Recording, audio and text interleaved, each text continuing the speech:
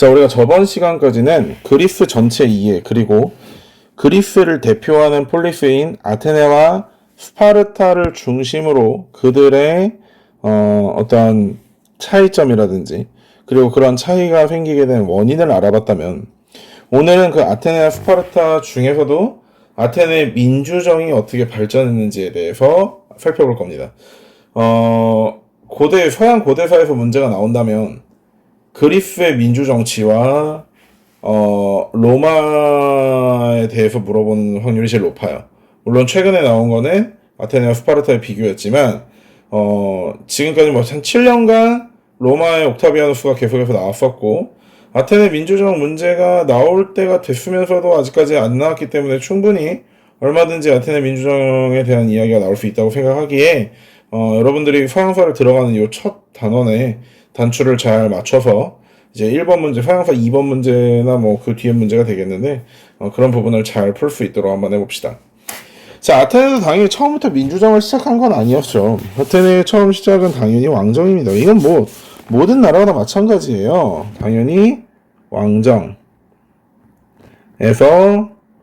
귀족정으로 발전하고 그 이후에 민주정으로 발전하게 되는데, 그러면 왕정에서 귀족정으로, 그리고 귀족정에서 민주정으로 발전하는 그 배경을 보자는 거죠. 첫 번째 칸에는 민주정의 발전 배경을 보자는 겁니다. 민주정의 발전 배경. 이 왕정에서 귀족정으로, 정확히는 이렇게 쓰면 안 되고, 미안해. 왕정과 귀족정에서 민주정으로 발전하는 계기에는 바로 전투 방법의 변화가 있어요. 전투 방법의 변화. 전투 방식의, 여러분들은 이제 남자애들 같은 경우는 이제 꼭 군대를 가야 되잖아. 선생님 삶을 어떻게 살았는지 뭐 아는 분들도 있고 모르는 분들도 있겠지만, 실제로 선생님은 굉장히 좀 힘들게 살았어요. 힘들게 살았던 게 집안이 가난해서 힘들게 살았던 게 아니라 집은 부자인데 선생님이 가난해. 부모님이 이제 등록금이나 이런 걸 안 대주셨거든. 그래서 선생님은 하루하루 먹고 사는 게 항상 대학교 때는 많은 큰 고민을 했었는데, 뭐 이제 학원강사를 하면서 나름대로 경제적 자립을 하기 전까지는, 선생님은 그랬기 때문에 군대가 생각보다 선생님한테 마음이 굉장히 편한 곳이었어. 왜? 재워주고 먹여주니까. 그런데 문제는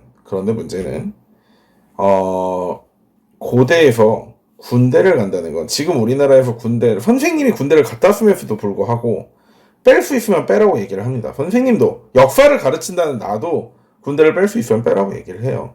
물론 선생님은 전쟁 나면 뭐 예비군복 챙겨 입고 전쟁하러 갈 겁니다. 특히 뭐 북한이 쳐들어오겠죠, 우리나라는. 아니면 쪽발이들이 쳐들어오는가. 뭐 선생님은 뭐 군대에서 사람 하여튼 이건 내 또래 같은 생각이니까 집어치우고, 어쨌든 군대를 뺄 수 있으면 빼라고 선생님도 얘기를 하는 편이야. 그런데도 불구하고 우리나라가 지금 우리 젊은 남자친구들이 군대에 가지는 감정과 반대로 고대 그리스나 고대 시대에서 군대를 간다는 거에 대해서는 굉장한 차이가 있어요. 지금 선생님이 살짝 필기를 할 건데, 이 필기를 하는 과정에서 여러분들은 여기는 지금 체크한 부분, 선생님은 여기서 이제 필기해서 이렇게 쭉 내려가서 쓸 거야. 근데 여러분들은 여기 쓰지 마. 여기 나중에 써야 되는 게 따로 있어. 혹시 여러분들이 조금 공간, 이거 지금 오른쪽에 보면 메모라고 나와 있어. 공간 따로 있죠? 그 공간을 활용해가지고 한번 적어봤으면 좋겠습니다. 자, 우선요. 고대 시대 서양에서는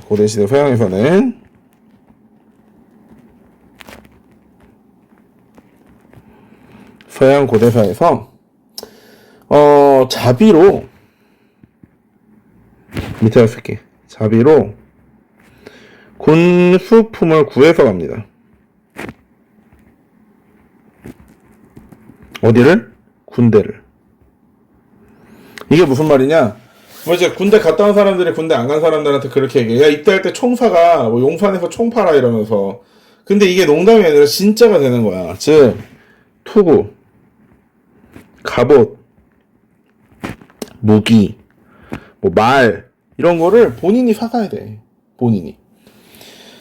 근데 뭐 옛날에 이제 뭐 말들이 타는 말 두 마리가 끄는 전차에 막 이렇게 막 나와서 화살 쏘고 막 그런 영화 있잖아. 그런 영화들 같은 거 보면 그런 거 타고 다니는 그 전차들. 야, 막말로 뭐 탱크병으로 입대하고 싶으면 탱크를 하나 사오라는 건데 뭐 탱크가 아무리 싸봐야 얼마쯤 할까? 뭐 한 30억에서 50억 안 하겠냐? 그럼 30억에서 50억을 내고 군대를 가야 된다는 거야. 즉 입대를 한다는 것 자체는 군대에 가서 입대를 한다는 건 다시 말해 초금수저라는 얘기고요.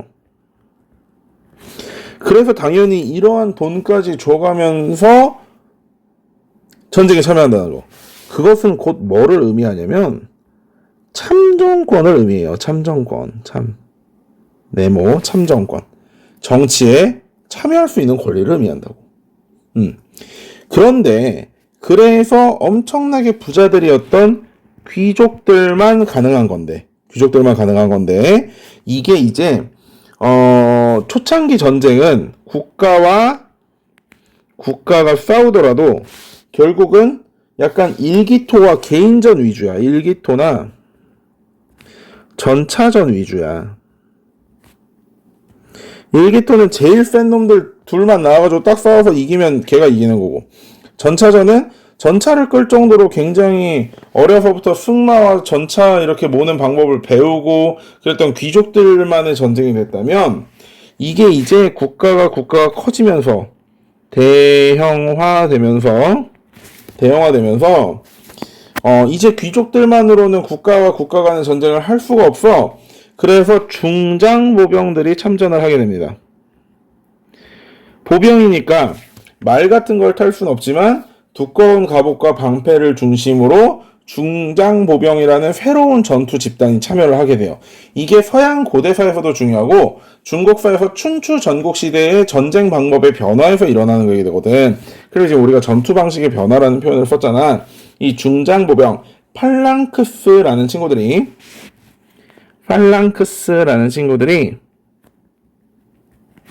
밀집 대형을 이뤄서 전투에 참여하는 방식의 변화가 생겨요. 그러니까 밀집 대형 전투가 아니라 밀집 대형을 유지. 즉 무슨 말이냐면 사람이 이렇게 딱 줄을 서 있는 거야. 그리고 이 사람들은 각각 방패를 이렇게 하나씩 들고 있어. 그리고 창도 하나씩 들고 있지. 이렇게.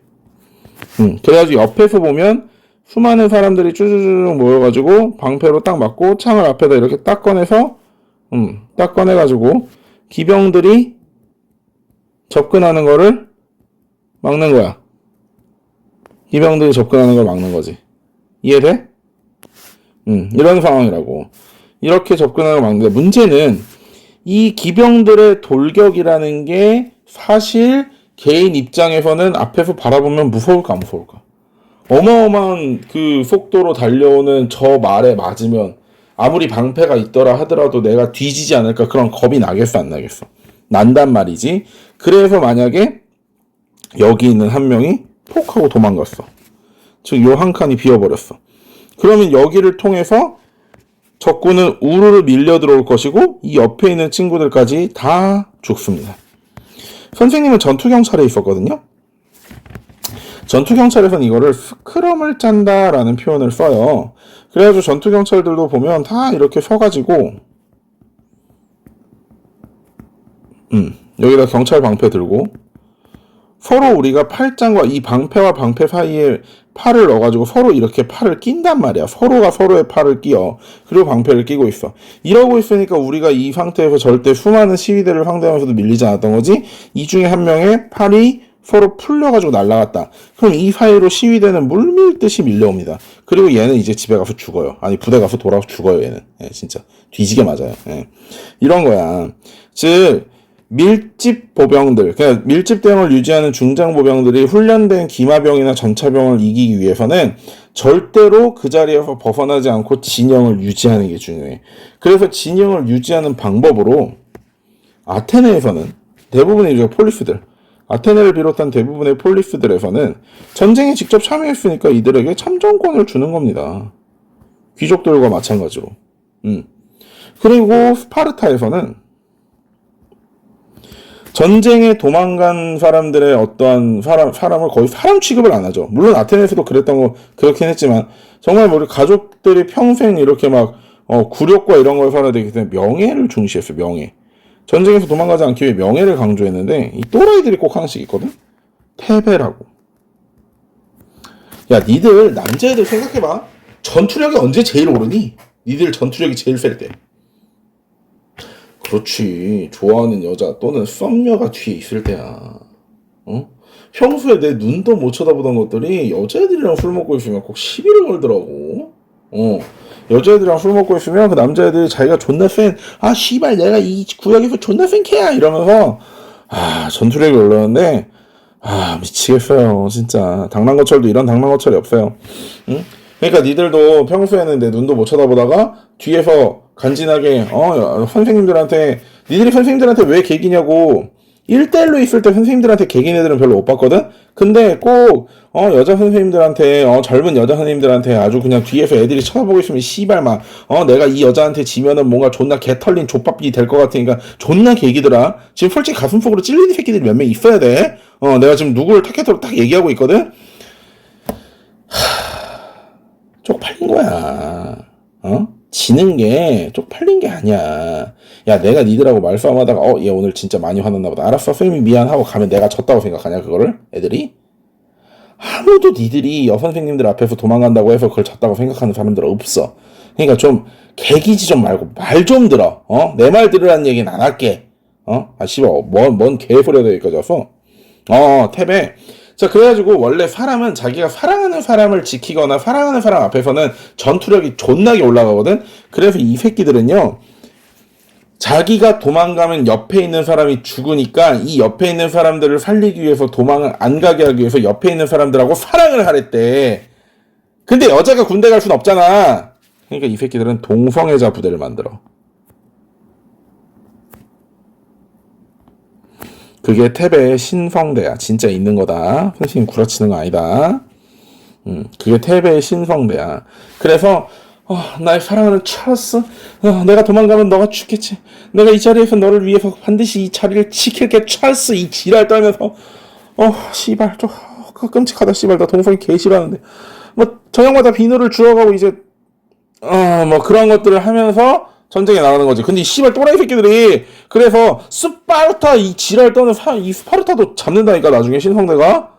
뭐 이거야 뭐 세계에서 더 깊게 들어가서 배우는 거지만 이게 지금 이게 뭐 수능에 나오는 건 아니고 신성대는 어떻게 했지만 애들의 뭐 이렇게 밀집 대응을 유지하는가, 애들 보고 애들을 다 똥꼬처럼 만들었다, 이런 건 시험에 안 나와. 시험에 안 나오는데 어쨌든 전투 방식의 변화를 통해서 기존의 귀족들 뿐만이 아니라 나름대로 갑옷과 창, 뭐 그러니까 50억까지는 아니어도 1억 정도는 있는 농민들도 나름대로 전쟁에 참여하게 됐고, 그러니까 농민들에게 전쟁에 참여했으니 국가를 위해서 무언가를 했으니 국가가 이들에게 무언가를 지급해야 된다는 논리가 생기게 된다고. 그 과정에서 점점점 왕정 귀족정에서 민주정으로 발전하는 계기가 된다는 거야. 이해됐어?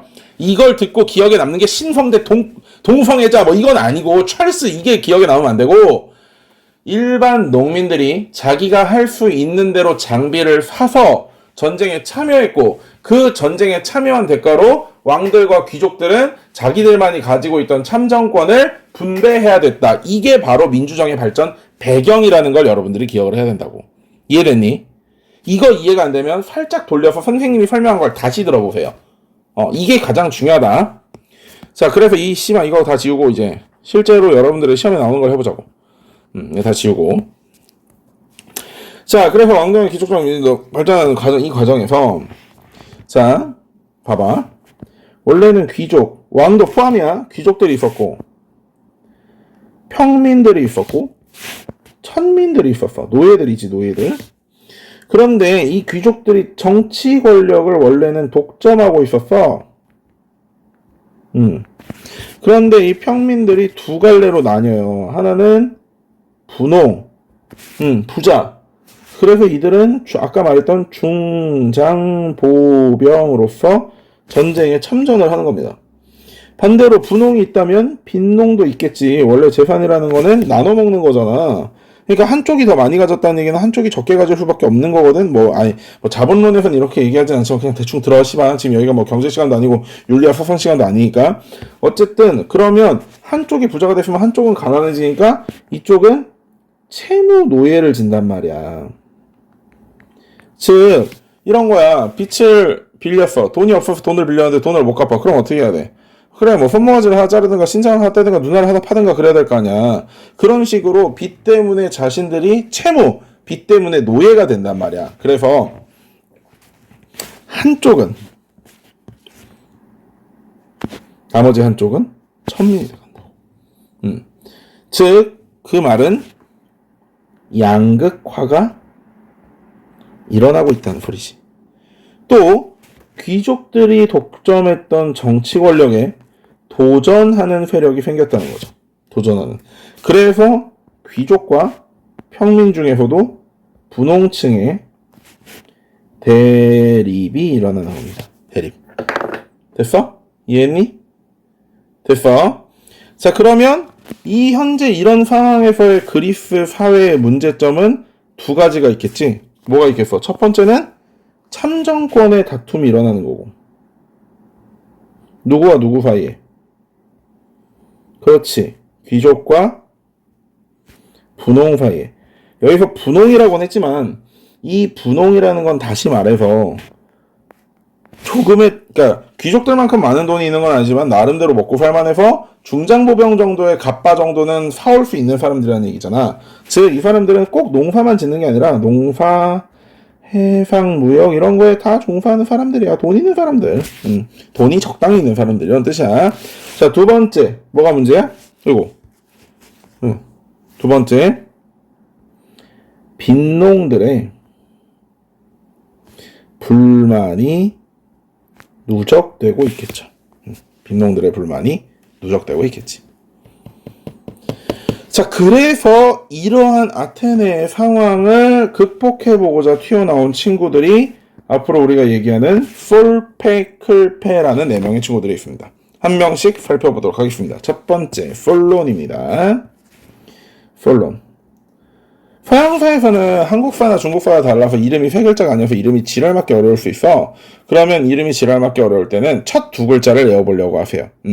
선생님이 미리 말씀드리겠는데 만약에 내가 그렇게 문제를 내진 않지만 학교 시험에서 어떤 서술형을 쓸 때 있어서 인물의 이름을 첫 2글자 제대로 썼으면 그 뒤에 것까지 제대로 못 썼다 하더라도 선생님 뭐라고 안 할게요. 네, 그거 올바른 채점 기준으로 넣어주겠습니다. 넣어줄 거고요. 시험에서는, 수능에서는 주관식을 물어보는 문제가 없으니까 그 사람이 뭐 페이시스라토스면 페이까지만 제대로 기억해서 페이를 체크해낼 수만 있으면 되거든. 선생님이 너희한테 고유명사를 외우는 거 가지고 큰 스트레스를 주진 않아. 선생님 한국사 할 때도 마찬가지고 동양사 할 때도 마찬가지고 서양사 할 때도 마찬가지지만 실제로 우리나라 사람 이름이 아니고 우리나라에서 쓰는 발음이 아니어가지고 발음이 어렵거나 그런 상황에서 들리는 말이 비슷하다고 생각이 되면 선생님 웬만한 점수 줍니다.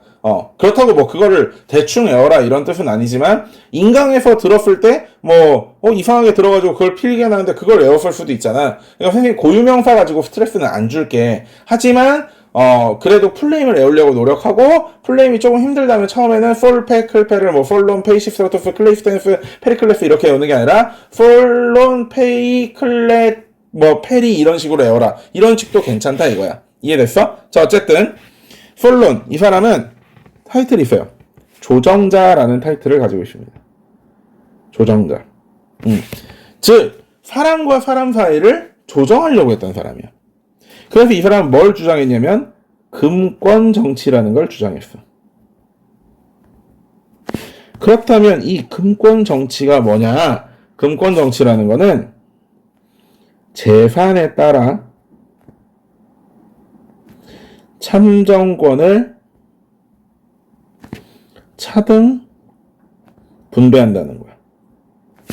즉 지금 대한민국을 보자면 돈이 존나게 많은 이재용 형도 투표권은 한 표고 우리같이 돈이 존나게 없는 백경배도 투표권은 한 표야. 그런데 이 시대의 솔로는 그게 아니라 돈이 많은 사람은 조금 더 많은 참정권을 가지고 돈이 없는 사람은 참정권이 없었다라는 식으로 문제를 해결하려고 한 거야. 즉 이거는 뭐와 뭐의 해결이겠어? 1번과 2번 문제에서 보라색으로 썼던 1번과 2번 문제에서 뭐와 뭐 해결이야?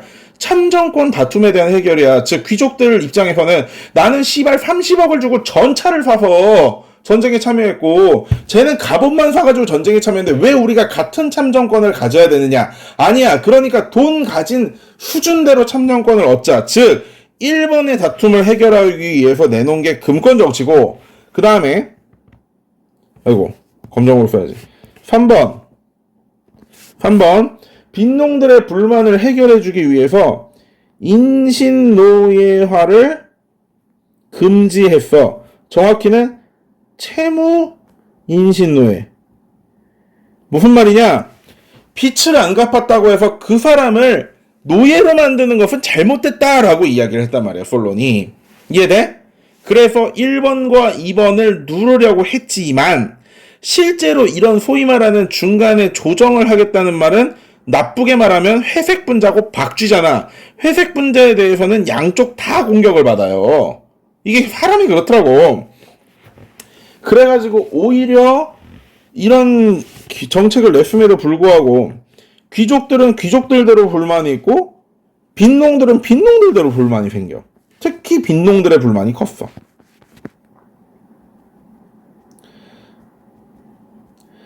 그래서 이 빈농들의 불만을 등에 업고 등장한 사람이 바로 페이시스트라토스입니다. 페이시스트라토스.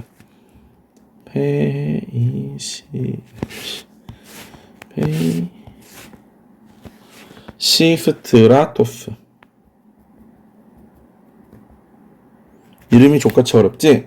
자, 이 사람은 빈농 보호를 명분으로 했어. 즉 강력하게 빈농들의 지지를 받고 있었고 그 빈농들의 지지를 뒷받침하여 참주 정치라는 것을 행합니다. 여러분들이 아는 쉬운 말로 돌려주면 독재 정치를 행한 거죠. 독재 정치. 그런데 페이시스트라토스 다음에 나온 애가 클레이스테네스라는데 클레이스테네스 이 친구는 조금 달라요. 이 친구는 첫 번째 500인 평의회를 구성했습니다. 500인 평의회. 500인 평의회를 구성했는데 기존에는 뭐가 있었냐면 기존에는 400인 평의회라는 게 있었어.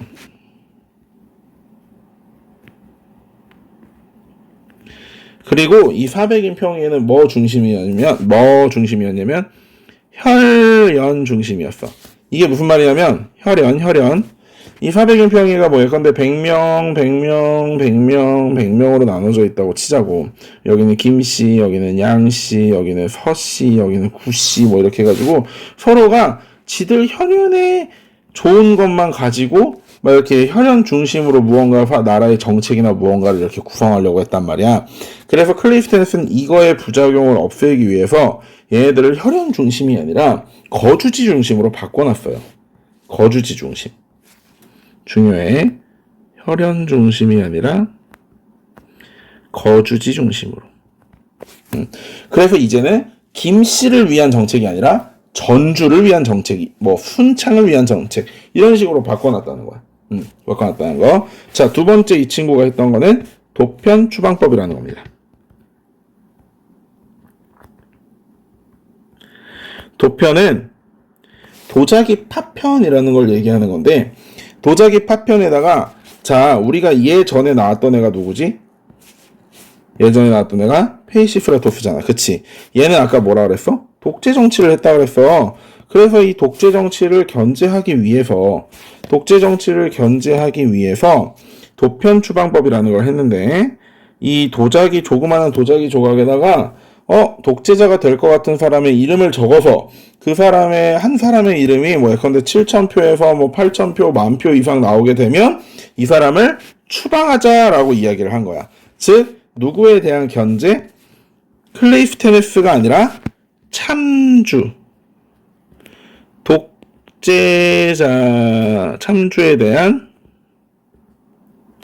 견제 정책인 거야. 참주에 대한 견제 정책. 그치? 이해됐어? 문제는 되게 웃긴 건 이 도편 추방법으로 클레이스테네스가 추방됐습니다. 지가 만든 법에 지가 추방이 됐어요. 신기하죠? 신기하죠. 자, 그런데 그 사이에 전쟁이 일어납니다. 요 다음 사이, 그래서 여기 지금 화살표 내려왔잖아요. 요 두 개는 전쟁이야. 무슨 전쟁이 일어나냐면, 그리스, 페르시아 전쟁이 일어납니다. 그리스, 페르시아 전쟁.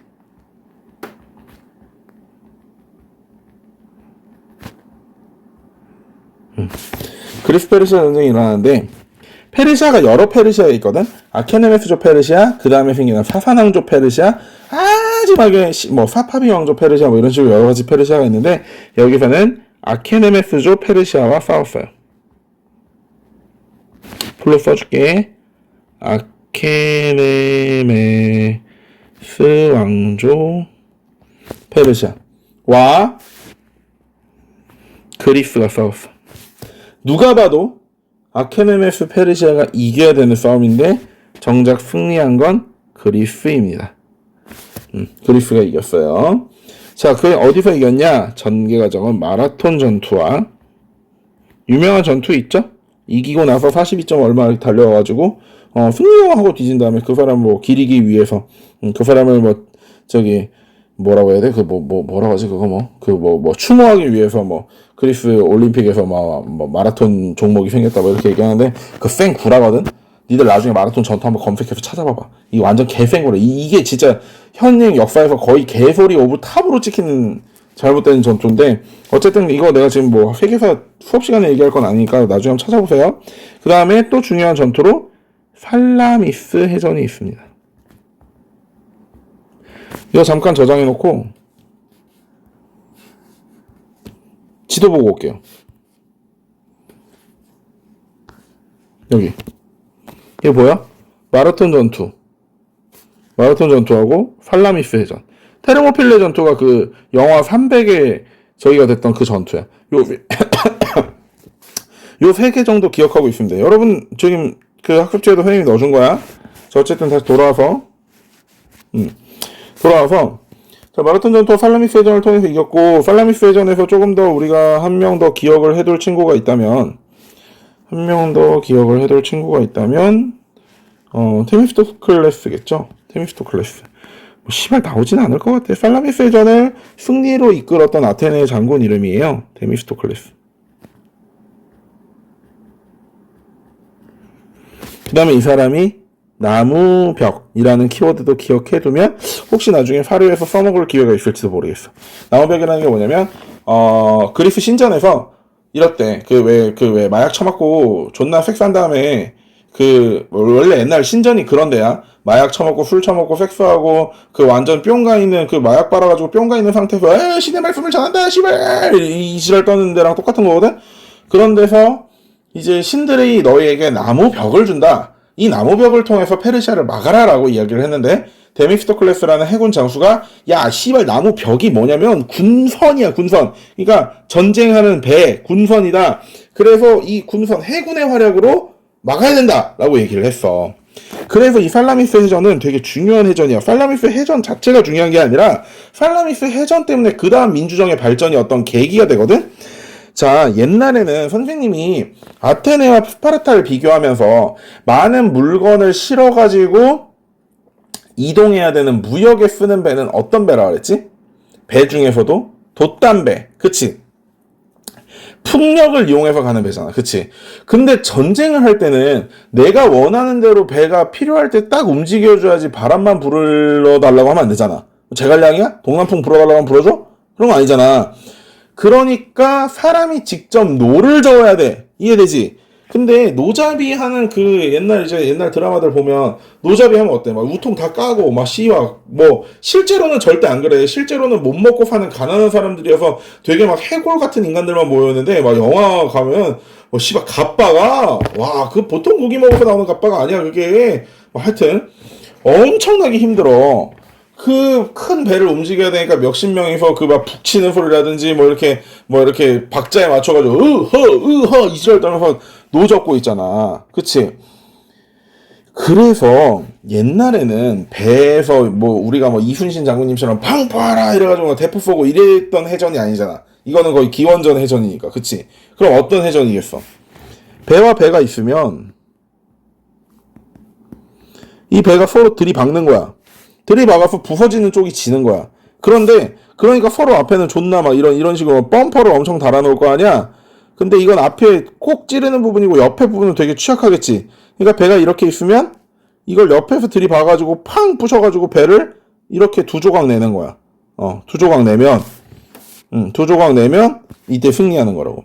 그러니까 노잡이들의 활약이 굉장히 중요해. 그런데 노잡이는 겁나 힘들지만 맨몸 땡이로 참전이 되는 거잖아. 즉 다시 말해 노잡이를 지원하게 되는 사람들은 부자야? 돈 없는 가난한 사람들이야. 가난한 사람들이잖아. 그래서 이 살라미스 해전, 다시 말해 그리스 페르시아 전쟁의 결과가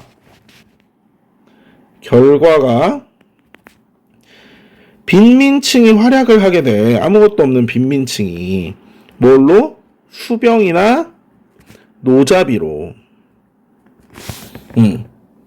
그리고 여기서 아까 이 데미스토클레스라는 장군이 아테네의 장군이라고 그랬잖아. 아테네의 해군을 중심으로 페르시아에 승리했기 때문에 아테네의 영향력이 강해져요.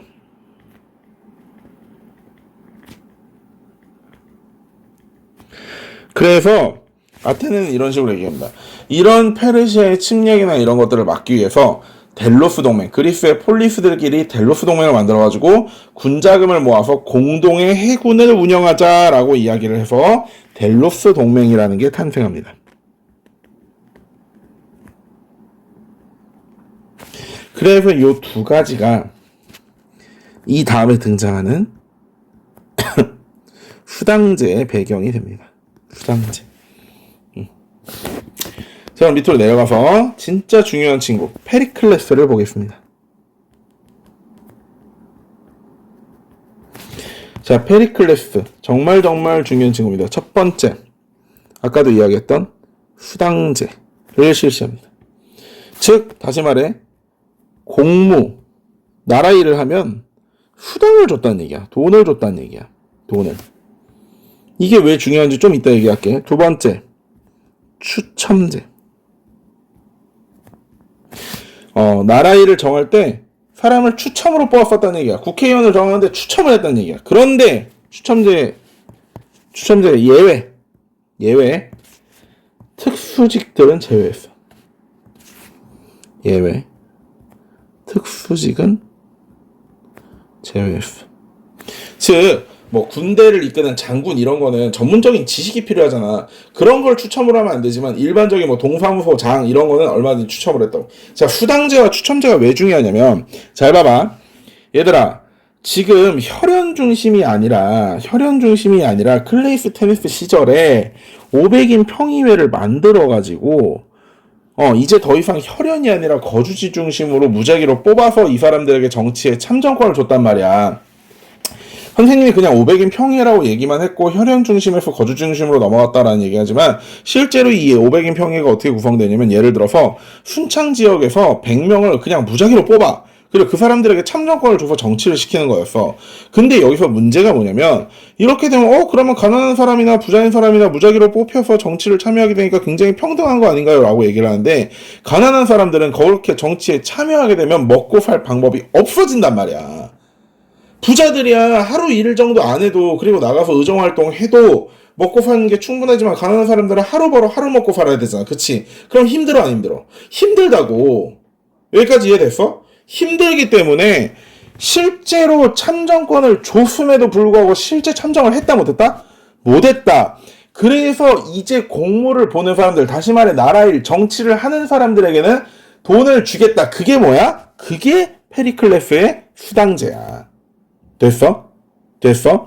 그리고 어떤 역할이든 추첨을 통해서 최대한 모든 사람에게 자리를 보장하겠다. 이게 추첨제라고. 됐지? 세 번째, 민회를 구성했어.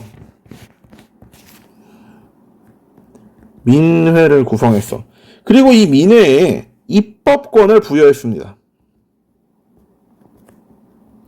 즉, 일반 시민들이 모여서 의회를 구성했고, 그 의회에서 법을 만들 수 있도록 입법권을 부여했어. 엄청난 거야, 얘들아. 엄청난 거. 이제 귀족과 왕들만 법을 만들고 정치에 대한 권리를 가지고 있는 게 아니라 이게 그야말로 아테네 일반 시민들에게까지도 내려오게 된 거야. 그래서 우리는 클레이스테네스 시절을 민주정치의 기초가 만들어졌다고 얘기하고, 왜? 뽑아서 평의회를 구성했으니까 일반인 시민들도 얼마든지 참여할 수 있었으니까, 실제 참여를 했냐 안 했냐는 둘째고, 그리고 페리클레스 시절에는 민주정치가 완성됐다고 이야기합니다.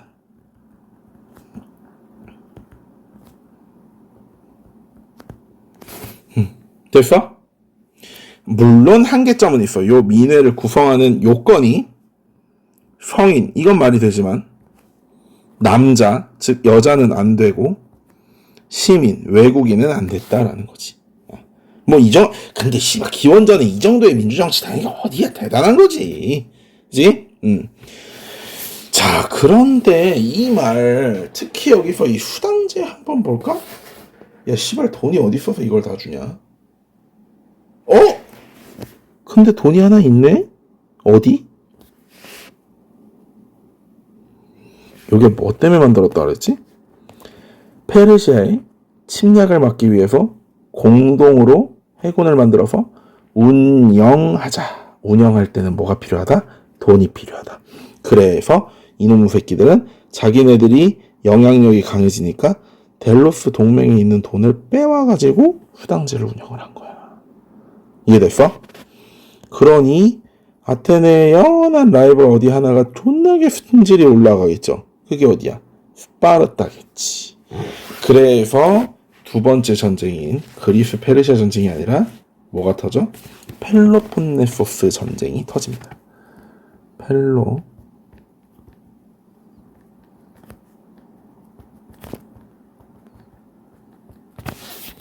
자, 여기서는 델로스,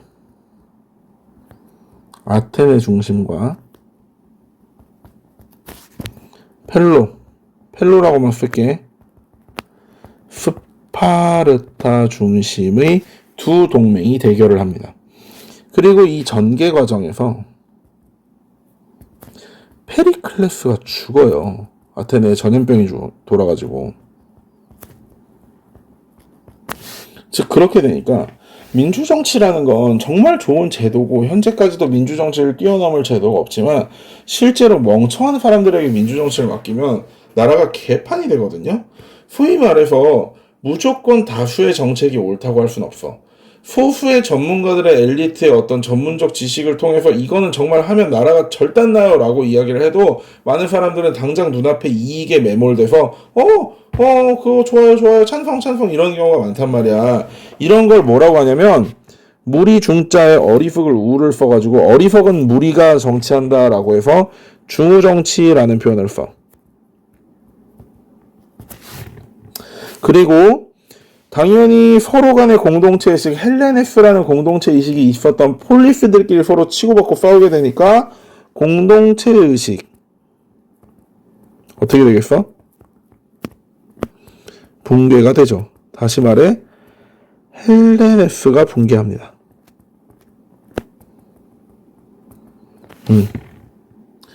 그래서 우리는 이 펠로폰네소스 전쟁을 뭐라고 표현하냐면 그리스의 자살이다라는 표현을 씁니다.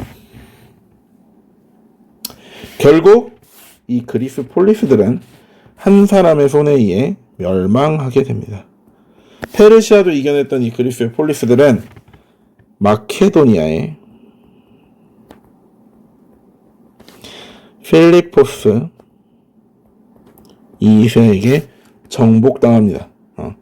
2세에게. 그리고 이 사람은 누구냐면 그 유명한 알렉산더 대왕의 아빠가 됩니다. 아빠. 자, 이렇게 보면 우리가 아테네 민주정의 발전을 전부 한번 쓸어본 거예요. 그러면 마지막으로 복습 한번 해봅시다. 형광펜 켜서 부드러운 색깔로 해볼까? 잘 안 보이려나? 파란색으로 하자. 자, 아테네 민주정의 발전 배경에는 왕정에서 귀족정에서 민주정으로 넘어가는 배경에 뭐가 있다 그랬어? 전투 방식의 변화. 옛날 전투 방식은 뭐가 다르다고? 직접 내가 군대에서 사용할 물건들을 사가야 된다.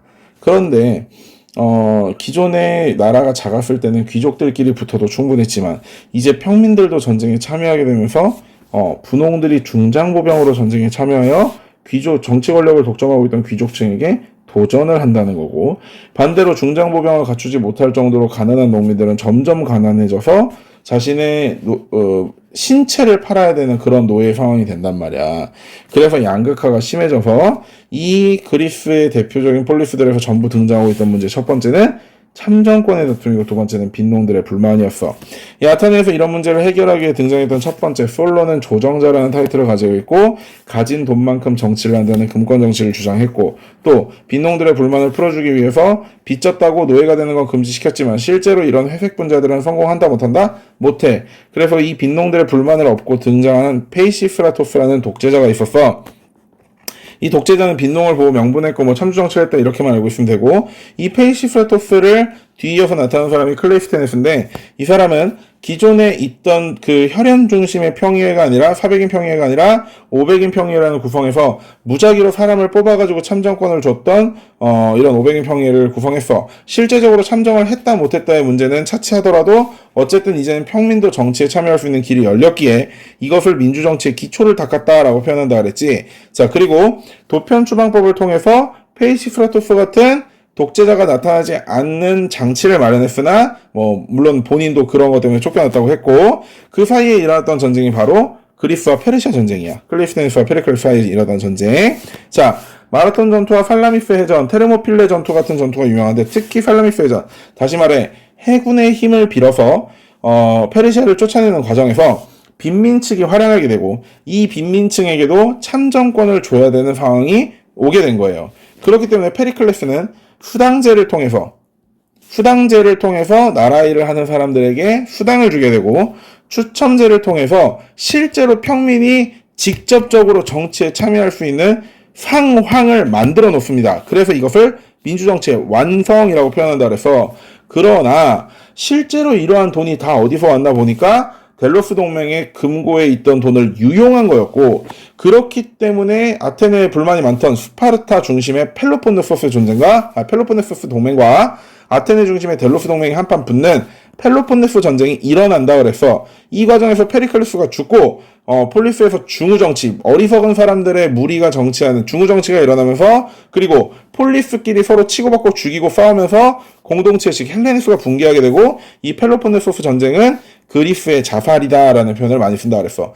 그래서 이렇게 약화된 그리스 폴리스들은 모두 마케도니아의 필리포스 2세에게 멸망당하고 만다. 자, 이것이 우리가 오늘 배웠던 그리스 전체적인, 특히 아테네 민주정을 중심으로 살펴본 그리스의 정치사입니다.